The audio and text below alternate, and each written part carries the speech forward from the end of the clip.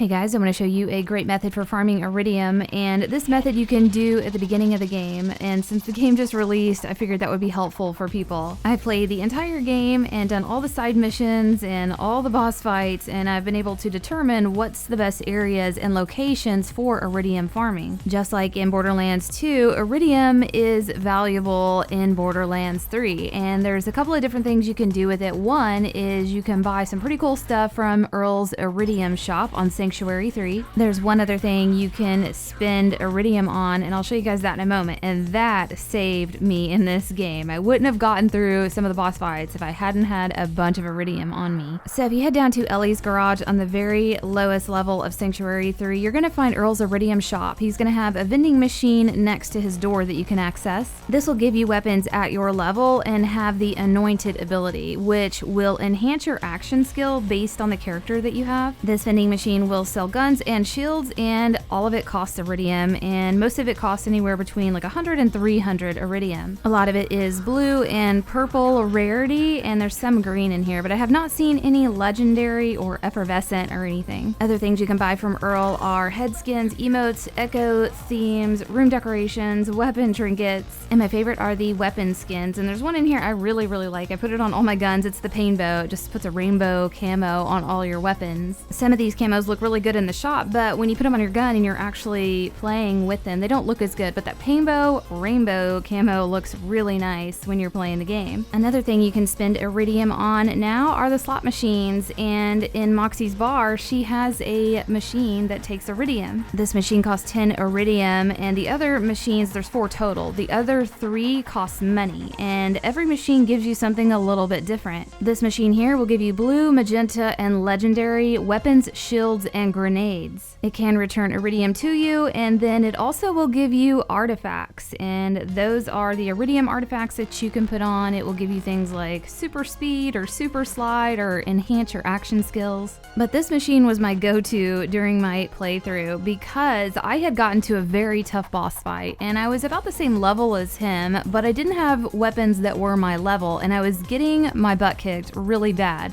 I felt super defeated, and like I couldn't get past this boss. I was like, there's no way. So I thought about what I could do. I was like, well, I probably need to get my weapons up to my level. I'm like, how can I do that? I can't go run missions. Everything's kind of below my level right now. And I didn't have any golden keys for the chest. And so my last resort was, well, let's go hit the slot machines. And I didn't have very high hopes because on Borderlands 2, the slot machine will give you some good things, but it's really hard to get like legendary or super rare items. Well, that is not the case for Borderlands 3 and the slot machines. They give you really good stuff. I have gotten a total of 4 legendaries out of these machines, and I haven't had to spend a whole lot of Eridium. There was one legendary that I got out of the machine right before this really tough boss fight, and it got me through the boss fight. I absolutely wrecked that boss, and so I believe pretty heavily in depending on these slot machines if you're in a bind and you feel like you don't have good weapons. In another video, I'll show you what it took to get legendaries out of the machine and what all it gave me. But my point here is that yes, the slot machine will give you really good weapons, and you need Eridium for that. And if you want to find a good place to get Eridium, I'll show you guys right now. Again, this is a farming method you can do at the very beginning of the game. The second map you reach is the Drought. You spawn into the Covenant, and then you quickly get to this location here. There's going to be an area of the map that you want to go to, and I've got it circled in red right here. It's a Varkid boss arena. There's 2 fast travels in this area, and you want to go to the Drought's highway. That's going to be the closer spawn point to that arena. When you spawn in, you'll be close to a catch a ride, which you'll be using, and then also an ammo vending machine upstairs if you need to refill your bullets, because you will be killing the Varkids.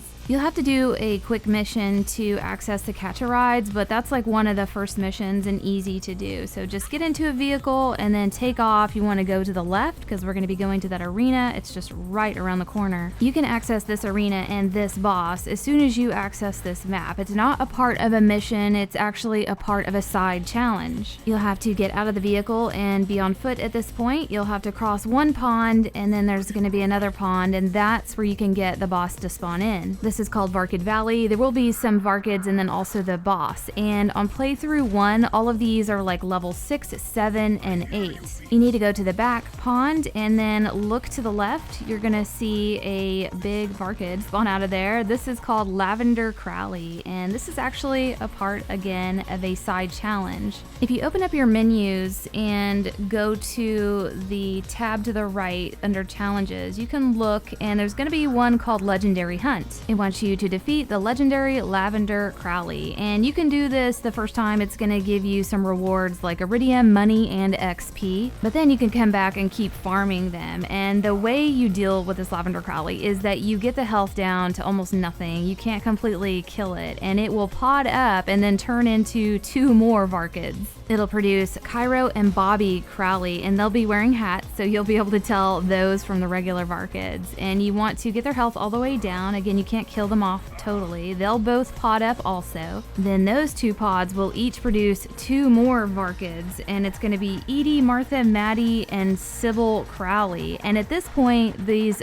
4 siblings are really, really easy to kill. Again, they're all going to be wearing hats, so you'll be able to locate them. But once you kill them, they're all going to drop Eridium. They each drop between 2 or 3 Eridium, and then that times 4 is going to get you anywhere between 8 and 12 Eridium every time you come out here and farm these. And the reason why this is one of the best farming locations is because this is the place you can get the most. All the bosses around the map, even the big ones, will only drop between 2 and 3 Eridium at a time. And that also applies for these Varkids, but because you're fighting 4 of them, you're getting 4 times that amount. I was really surprised to see that some of these bigger bosses weren't dropping like a bunch of Eridium. It was just like 2 or 3 every time. And obviously, if you want to keep farming, all you have to do is quit out to the main menu, start back up. It's going to put you in the same location, jump into a vehicle, get back over there and kill him and farm some more. This farming will be the best location until you almost entirely beat the game. You got to get to the very end of the game. You have another area that you can access that gives you a little bit more, and I'll show you guys that in another video. I don't want to show it here because I don't want to spoil anything too soon. And speaking of beating the game, once you do, you can access Mayhem mode. There's 3 levels, 1, 2, and 3. The higher the level, the harder the game, but the better the rewards. I wanted to test to see if I could get more Eridium with the Varkid spawns by putting it on Mayhem level 3. It's supposed to give you like 100% more of Eridium, and I tested it several times and it doesn't. It still gives you between 8 and 12, but it does increase the rarity, so I was getting a lot of legendary from this. One thing I noticed, and you guys will probably notice too, is that Borderlands 3 is way more generous with giving legendaries than Borderlands 2 was. On my first playthrough farming these Varkids, I'd only killed them like 4 or 5 times and they had already dropped a legendary, and it was one of the Hyperion bankroll guns, and this thing shoots money. After farming this area a few times, I was able to get 3 of these guns, so I feel like if this is the weapon that you want, then yeah, you might want to come here and see if you can get it. This is a Hyperion SMG, and the red text reads, "Bullets are cheap, but not that cheap." So the feature to this gun is that the ammo count is based on how much money you have. I have a little over $1,900, and you can see when you shoot it, it's shooting dollar signs and also coins and dollars because it's taking from your bankroll. So it's basically taking your money and turning it into bullets, which is amazing if you have a ton of money. I did find that this gun was very powerful and I enjoyed using it, but taking from the bank was making me a little nervous.